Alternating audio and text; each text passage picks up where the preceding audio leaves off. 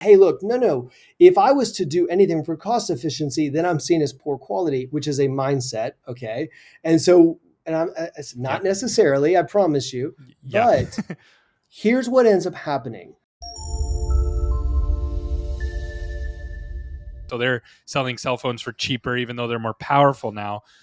What dentistry has some of that, right? Like, so I saw yesterday someone posted a Facebook picture. They were at a front desk of a dental office, and they had someone from the Philippines on a screen, on a Zoom screen, checking patients in. Right. So Mhm. they removed the human from there. It's still a human there, but it's on a computer. And so there's stuff like that you can do. But what like right now, with if I'm paying the doctor and the hygienist and the dental assistants and everybody's getting a pay raise, the insurance is crunching down, giving me less money, rent's going to go up. I mean, everything's going up and I'm getting less. How are you helping clients, or what are you seeing clients that are doing that are creative to work through that problem? Well, I think that when we get into exactly what you just stated was business strategy, because cost efficiency is a model. You can see Aspen moving into cost efficiency, right? Mm, That's a model, right? yeah. We can look at when we start looking at implants, depending on where you're going, right?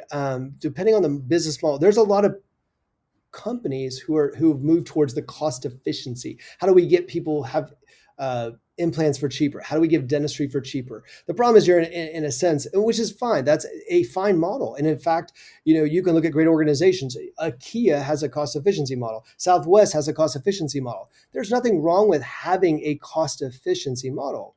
But what ends up happening is when we get into perceived value, so now we start to go to the other end of the spectrum, which is perceived value. Well, if we're getting into true business strategy, we've got to start looking at what actually goes into perceived value. So here's a it's kind of some of the challenges. And I was talking to an oral surgery group about this recently.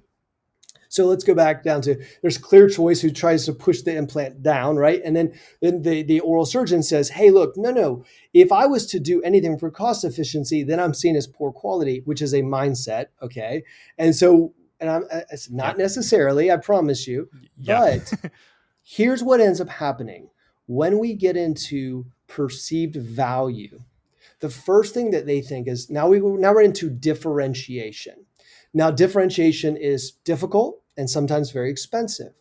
But when you get into differentiate, when I ask a group of doctors, what makes you different? Here's what they tell me. I talk to the patient. I spend time with them. I give them a good, I take care of Oh, them. we When clean, you we come take it, in, we clean our office really good. Or I went to college, I that, went to this really good college.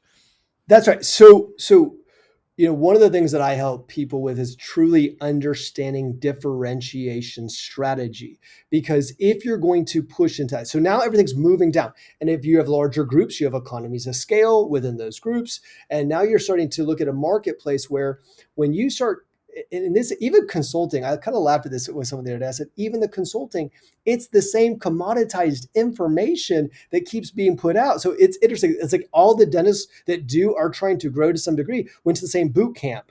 So they took the same commoditized information and they share that information. And then, and then what ends up happening is they all say, we're trying to be different. I'm like, no, you all look the same. Yeah. So the answer to your question, which is if we're not trying to run a cost efficiency, that's what I meant at the beginning when I said implants is Yeah. Clear Choice. But when we're looking at our models, we have to say if we're moving toward differentiation, which is difficult and is expensive.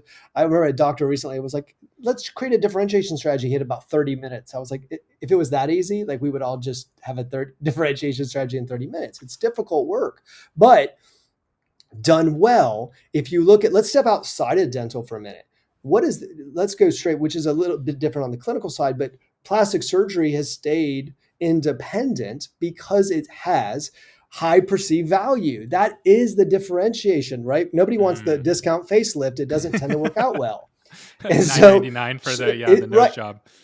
But in dentistry, it's a little more difficult sometimes because we expect there to be a certain level of care. And so differentiation really comes with team